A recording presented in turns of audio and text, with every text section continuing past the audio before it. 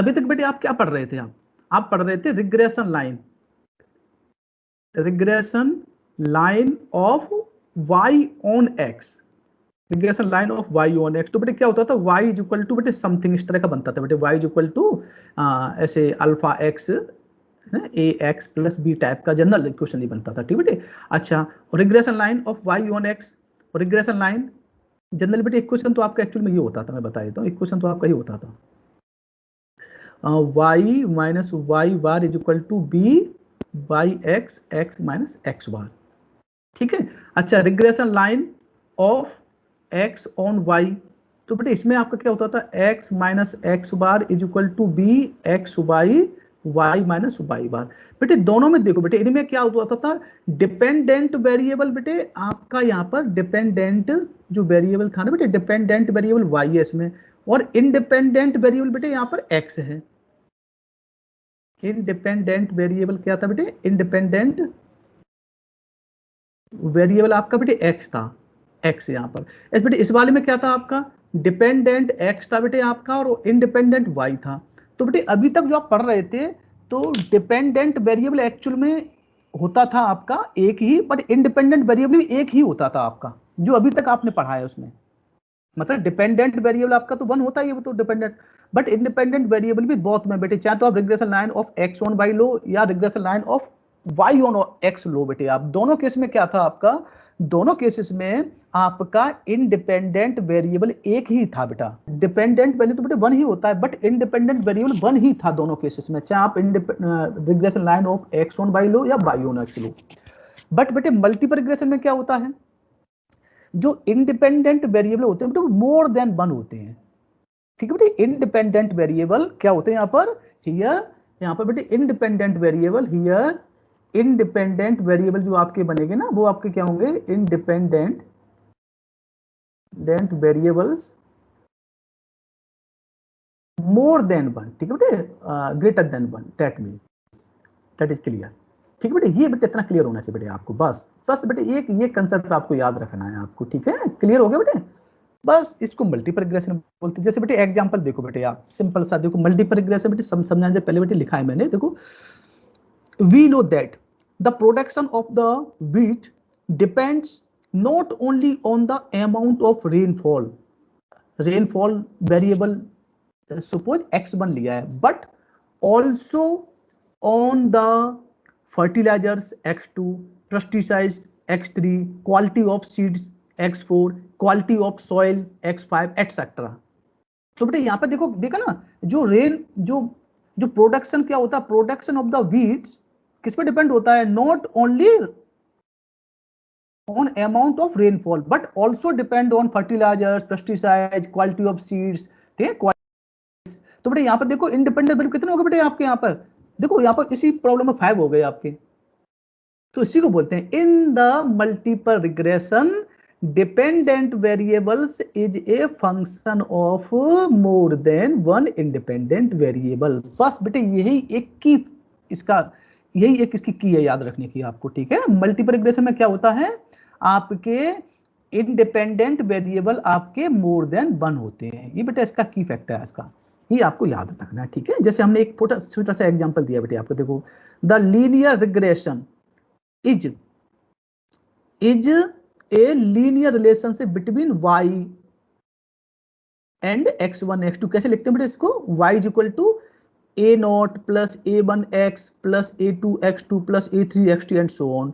अगर बेटे non linear बेटे नॉन अच्छा in multiple non linear regression बेटे क्या होगा, उसमें आप a0 a1 की power alpha, a2 x to the power beta, a3 x to the power gamma, पर बेटे ये हमारे सिलेबस में नहीं है, ठीक है। ये वाला मल्टीपल रिग्रेशन भी हमारे सिलेबस में, ठीक है।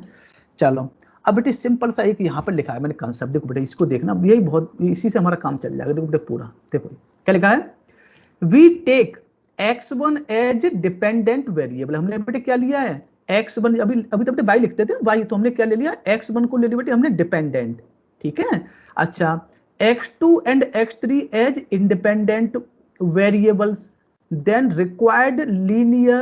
Required regression plane is. बेटे आपको पता है जब उसमें क्या लिखते थे, y इज इक्वल टू लिखते थे a प्लस बी एक्स, ठीक है बेटे, by A plus B X लिखते थे जब आपका बेटे बाई डिपेंडेंट होता था और एक्स आपके इंडिपेंडेंट होते, तो उसके लिखते थे Y equal to A plus B x.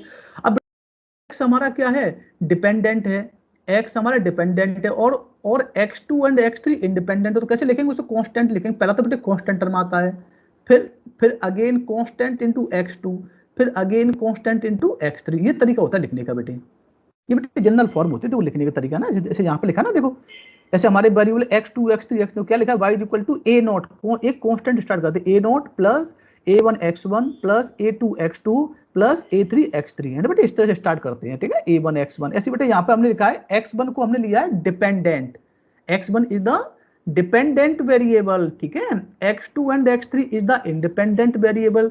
Then regression plane कैसे बनेगा, x1 is equal to a plus b x2 plus c x3, ये बनेगा बेटे। आपको कोई दिक्कत बेटे, यहाँ तक किसी बच्चे को दिक्कत तो नहीं है?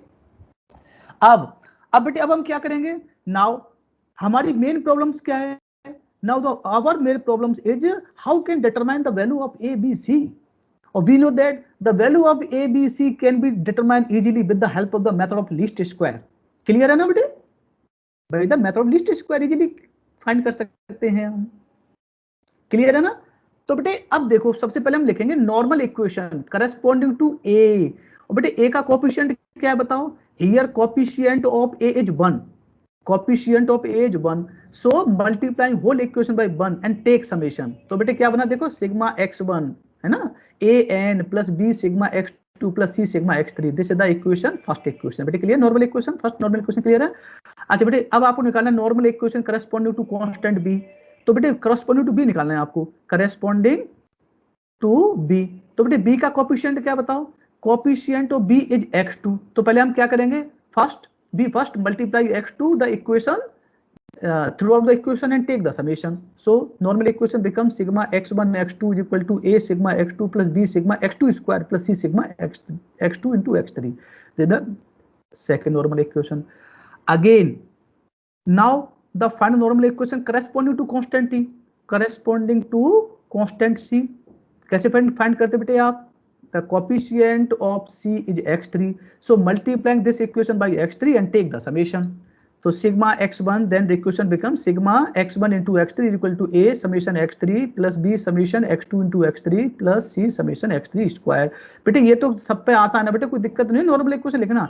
अब बेटे अब आपको क्या करना है, सेम प्रोसीजर है। अब बेटे आपको कॉलम बनाना है corresponding to this x1, corresponding to x2, correspond to x3, correspond x1 x2, corresponding x2 square, corresponding x2 x3, corresponding x1 x3, corresponding to x3 square, and find the value of ABC with the help of the calci, put the value and we get the best fitted multiple regression curve। तो बेटे ये question आया था बेटे, देखो 90 लिख रखा है बेटे, 90 में आया है क्वेश्चन बेटे ये वाला, देखो क्या है, find the multiple linear regression of x1, देखो बेटे क्या लिखा है, of x1 on x2 and x3 लिख रहा है, तो बेटे कैसे लिखेंगे, ऑफ x1 तो को बेटे लिखोगे इस साइड, मतलब x1 की वैल्यू को x2 एंड x3 के टर्म में लिखोगे आप, तो कैसे लिखोगे, लिखा ना देखो बेटे, रिग्रेशन लाइन क्या है, ऑफ x1, बेटे ध्यान दो ऑफ पे ध्यान दो, of x1 on x2 and x3, so कैसे लिखोगे, so x1 can be expressed as a plus b x2 plus c x3, ये बनेगा बेटे रिग्रेशन प्लेन आपका। ठीक है, from the data related to the 3 variable, तो बेटे x1 दे रखा है, x2 दे रखा है, x3 दे रखा है, अब आपको ये फिट करना है ये वाला इक्वेशन। ठीक है बेटा, देखो अब हम नेक्स्ट पेज पे करते हैं, देखो तो बेटे देखो नेक्स्ट पे लिख दिया मैंने, let x1 is equal to a plus b x2 plus c x3 be the required regression plane where a b c are constant determined by the determined constant determined by the normal equations। ठीक है, normal equations are, normal equation बेटे हमने लिख रखे हैं ये वाली, हमने n की वैल्यू 6 दे रखी है ना। अब हम टेबल इनके करेस्पॉन्डिंग बनाएंगे, समेशन x चाहिए हमें, समेशन x2 चाहिए, समेशन x3 चाहिए, समेशन x1 x2 चाहिए। ठीक है बेटा, समेशन x1 x2 चाहिए हमें, समेशन x1 x3 चाहिए, समेशन x2 x3 चाहिए, और समेशन x2 स्क्वायर चाहिए हमें, और समेशन x3 स्क्वायर चाहिए। तो देखो बेटा ये हमने कॉलम बना लिए, देखो ये वाले है ना, देखो ये समेशन x1 हमें यहाँ मिल जाएगा ना, समेशन x2 हमें यहाँ मिल जाएगा, वैल्यू पुट कर दोगे with the help of the calci, summation x3 find कर लो इजीली।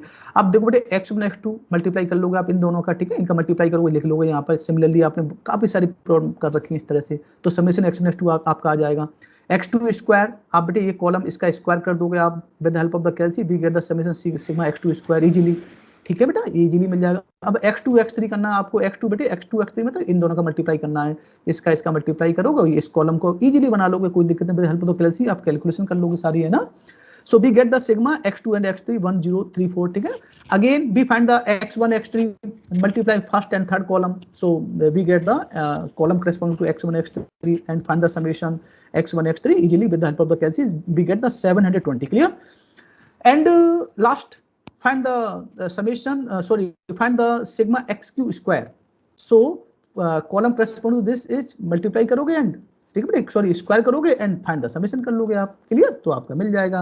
अब बेटे ए बी सी की जो वैल्यू है ना बेटे, सॉरी ये समेशन जो वैल्यू निकाली इनको पुट कर दो किसी इक्वेशन में, सेकंड में पुट कर दो बेटा, सेकंड इक्वेशन देखो बेटा ये वाला हमारा, सेकंड में पुट कर दो।